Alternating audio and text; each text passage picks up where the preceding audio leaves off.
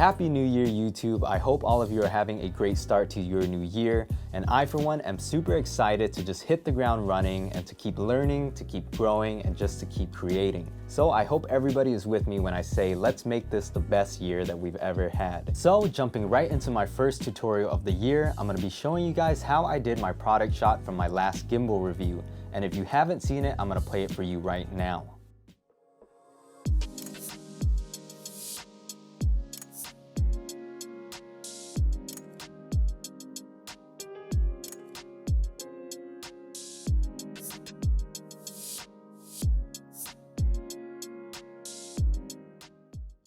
And I actually got the idea for this shot from a Reddit post that was made by the channel Making Movies. So I'm gonna go ahead and link his channel down below because it is chock full of really cool information. But when I watched his tutorial for this product shot, I realized that I didn't have a lot of the same equipment that he had, and I kind of just wanted to do it with whatever I had on hand. So I'm gonna be showing you guys how I did it my way, and without wasting too much more time, let's just get right into it. Okay, so first on the list is to go over with you guys my setup for the shot so you guys can get a rough idea of what things you're gonna need. First thing you're gonna need is a green screen. And I just have a collapsible one from Amazon that was about $40. And if you guys don't already have a green screen, I definitely recommend getting one just because I use it for a ton of my effects. The second thing that you're gonna need is something to rotate your product on. And that could be a turntable or whatever you have on hand. But what I ended up using was my Mi Photo tripod because it's able to rotate in a full circle and it was really easy to attach my gimbal onto it. Next thing that you're gonna need is some decent lighting.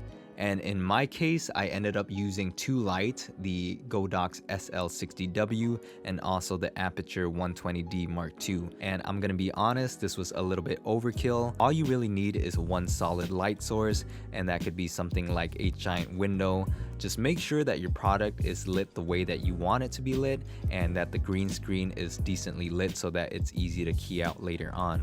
And the last thing that you're gonna need is just somewhere to put your camera where it won't move.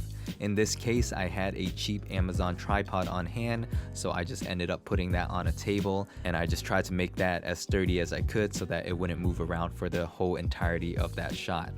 Alright, so let's move on to what I focused on while shooting. So in order to get my rotations down as consistent as possible, all I did was I took some painter's tape, wrapped it around the tripod, and just put down markers where I knew I would be ending the movement. And what I would do was to rotate the gimbal to one of the markers, and then I would take off the gimbal, put on a new camera, put it back on the tripod, and try to get it in that exact same marker that I was at before, and then just do the same thing, rotate it to the next marker, take off the gimbal, put on the new camera, and then put it back at that same marker. And that's what I did for one long continuous shot, just to limit the amount of movement that can come from turning off your camera or just moving things around.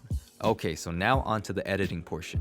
Alright, so here I am in Adobe After Effects, and I already have my clip cut down here, and this was all shot in 4K just so that when I'm zooming in post-production, it still looks nice and sharp. Alright, so the first thing we're gonna do is just to make sure these cuts match up as best as they can.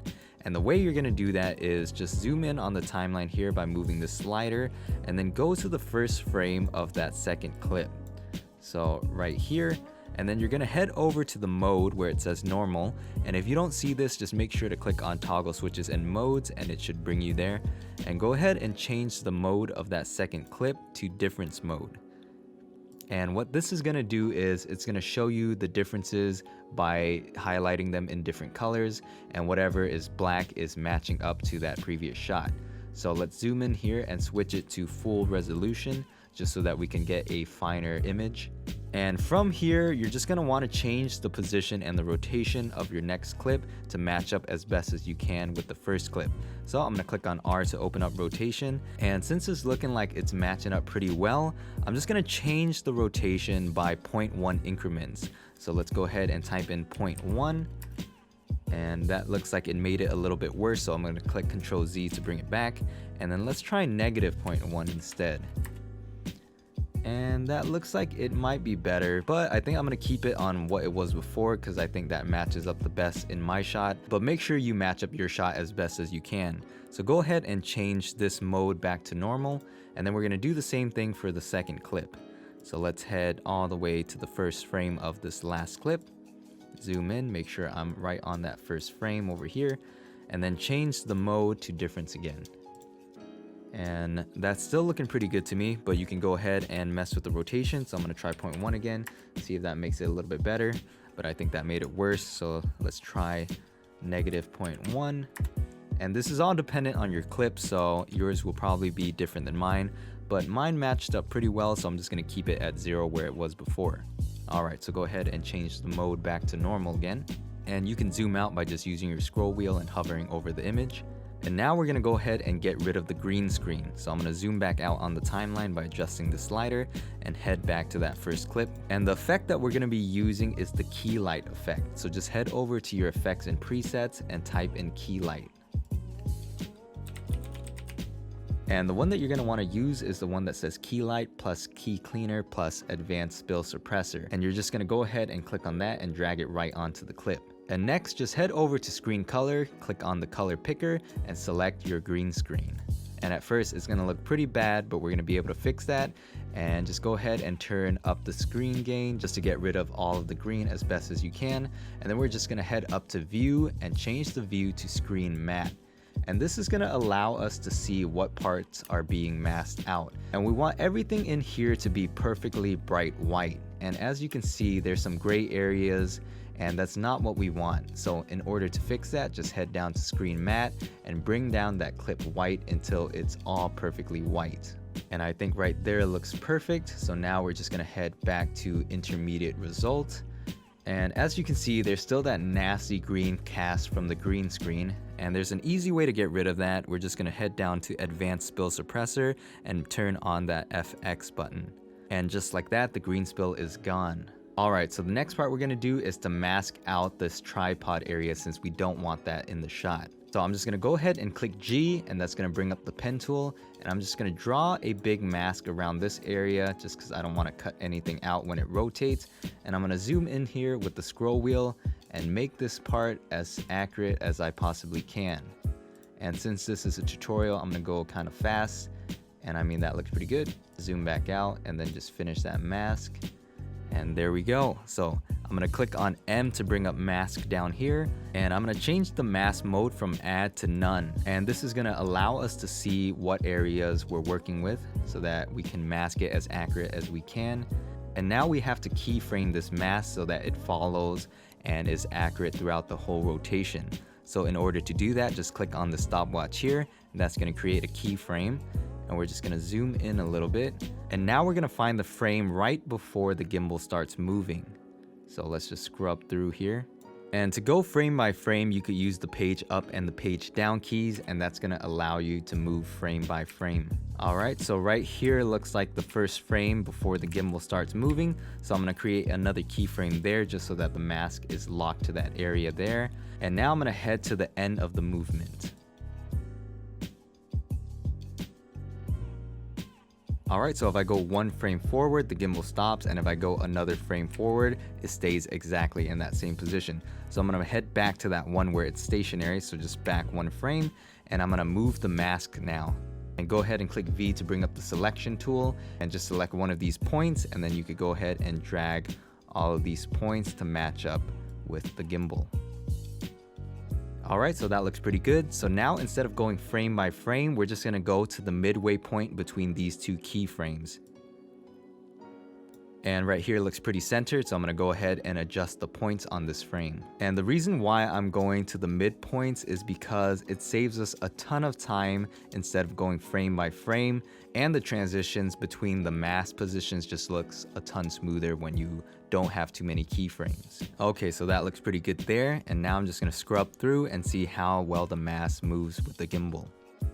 And I think that looks perfect. And if you find that your mask isn't as accurate, I would just keep going to the halfway point. So next I would go between these two keyframes or even between these two keyframes and just start adjusting between the midpoints. Okay, so now that we have our mask all done for the tripod, I'm gonna go ahead and zoom out with the scroll wheel again, and make sure to change your mask mode back to add, and that's gonna get rid of the tripod there. All right, so now that we're done masking out the tripod, The next part, at least for me, since I had a hand reach in, will be to mask out that hand. And masking out the hand is going to be pretty easy since we did it in front of a green screen. So I'm going to go ahead and make a copy of this clip by clicking on it and clicking on Control D.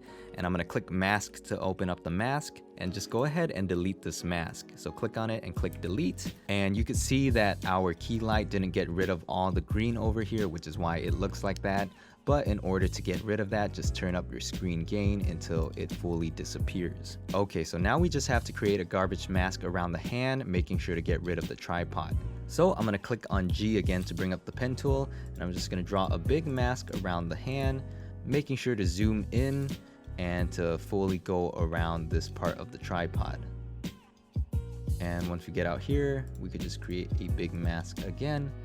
And there we go. So we're just going to quickly keyframe this mask. So click on M and then click on the stopwatch for mask path. And I'm just going to head to the point where my hand comes off of the screen. So right here, and then I'm going to create a keyframe here. So click on this part right here and then just go one frame out. And then I'm going to click V to bring up the selection tool again, double click on the mask and then just fully bring it out of the shot. So there we go. And then I'm going to head back to the front when the hand's out of the shot. And the hand gets cut off right here. So I'm going to head back to this frame and select this point and then move it all the way down so that hand doesn't get cut off. I'm going to do the same thing for the end since I think the hand also gets cut off at the end. So move here, select this point, move that all the way down. And there we go. Now I'm going to head back to the part right before the hand comes into the frame and then put a keyframe there.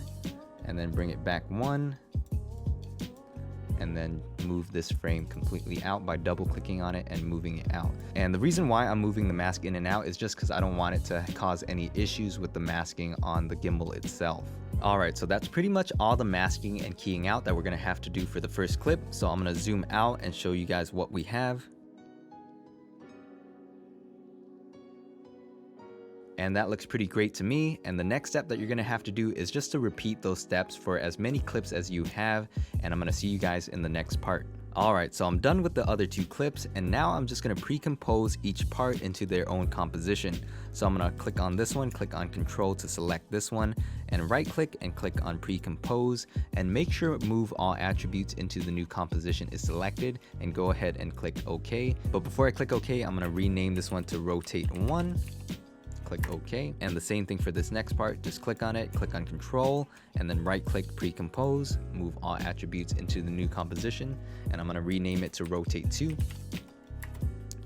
And same thing for this last one, but this last one is only one clip because I didn't have to make a copy to mask out the hand because there is no hand. So I'm just going to click on it, right click, pre-compose, make sure move all attributes is selected, and rename it to rotate 3. So I'm going to go ahead and click on rotate 1, and then to create a new solid, I'm just going to click Control Y, and that's going to make a new solid. And I'm going to make the width and the height something really big, like 8,000 and 8,000, just so that when we rotate it and do all these crazy things to it later on, the edges don't get cut off. So I found that 8,000 and 8,000 works pretty well. And I'm going to head down to this color section, and let's just find a nice colorful pastel color.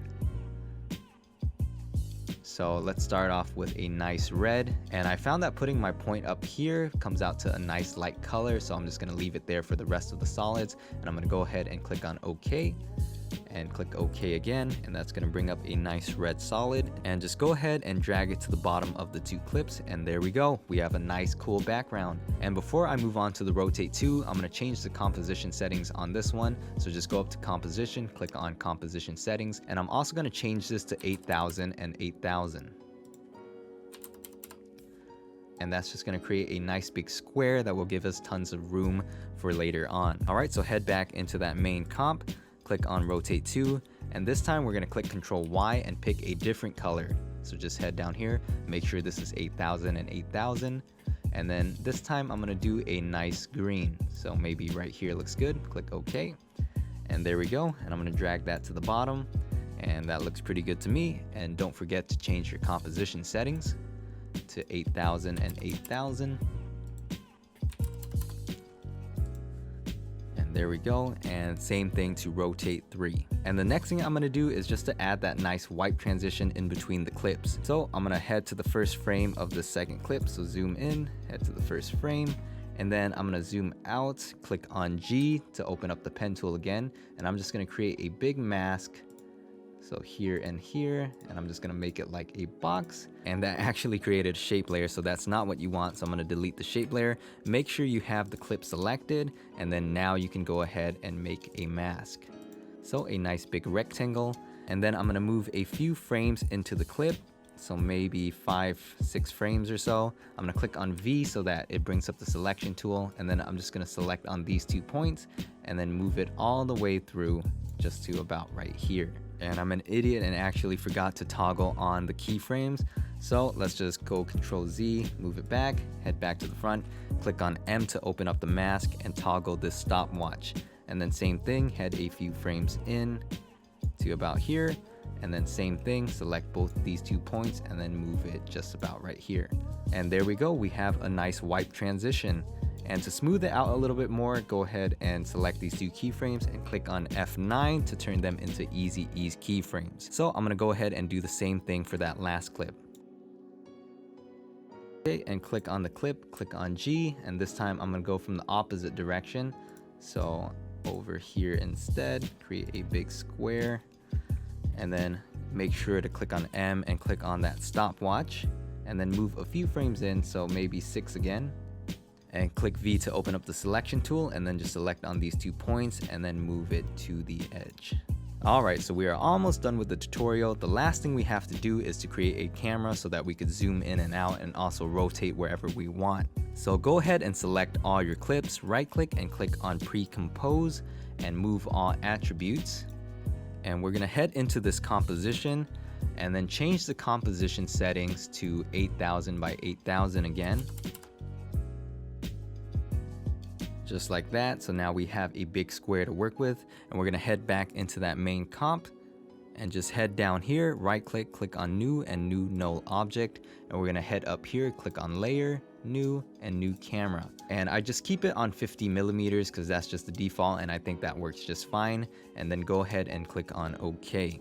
And this pop-up is gonna come up, and just go ahead and click on OK. And that's pretty much just telling us to turn these layers into 3D layers. So go down and click on toggle switches and modes and turn on this 3D cube for the null and the pre-comp. And now we're gonna parent the camera to the null, and what that is gonna do is it's gonna allow us to control the camera using the null. So I'm gonna click on the null, click on P to bring up position, and let's say I wanna zoom in and out. If I move the Z position of the null, now it's controlling that camera so that I'm able to zoom in and out. And just a quick little tip for you guys when you're adjusting these values, let's say I'm trying to zoom in but it's moving into small increments. If you hold down shift and you continue to drag, it's gonna move it in much bigger increments, allowing you to move much greater distances. Alright, so now that we have that all good to go, I'm gonna open up these options a little bit more. And the values that we're gonna focus on are the position, especially the Z value, and then the Z rotation. Alright, so I'm gonna head to right before it starts rotating. So right here looks good, and I'm gonna create a keyframe here and here for the position and the Z rotation. And I actually want it to start out a little bit zoomed out, so I'm gonna head back to that first frame and then zoom it out a little bit, and that way it starts zooming in right before it starts rotating. And now while it's rotating, I want it to continue zooming in but also rotate on the Z rotation at the same time. So I'm gonna head to the end of the movement right here, and then I'm gonna change the Z rotation by 90 degrees. And I'm also gonna have it zoom in at the same time. So I think right there looks pretty good. Alright, so let's see what we have so far. It zooms in and it does this cool little double rotation, which looks awesome. And now we're gonna head to right before it starts the next rotation. So right there, and just right before it starts, right there, create 2 new keyframes, and then head to the end of the rotation. This time it rotates 180 degrees, and I want it to also rotate on the Z rotation 180 degrees, so I'm gonna change this to 270. And I also want it to zoom out a little bit. There we go. And let's see how that looks. And that looks pretty awesome. So now we're just gonna work on that last rotation. So I'm gonna go to right before it starts rotating, create 2 new keyframes, and then head to the end of the rotation right about there. And this time I'm just gonna complete the full rotation, so it's gonna be upright again. So back to 1 full rotation, and it's gonna say a 1 there.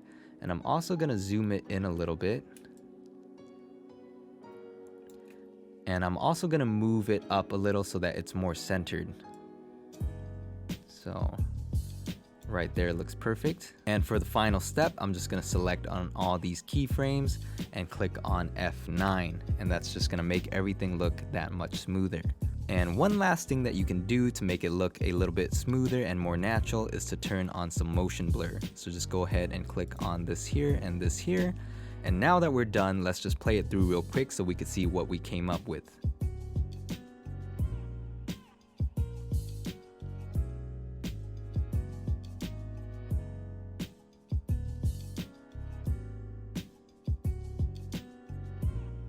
So I hope you guys enjoyed that tutorial, and as I said before, I'm super excited to just continue this crazy journey of learning, creating, and teaching with you guys. So let's crush it this year.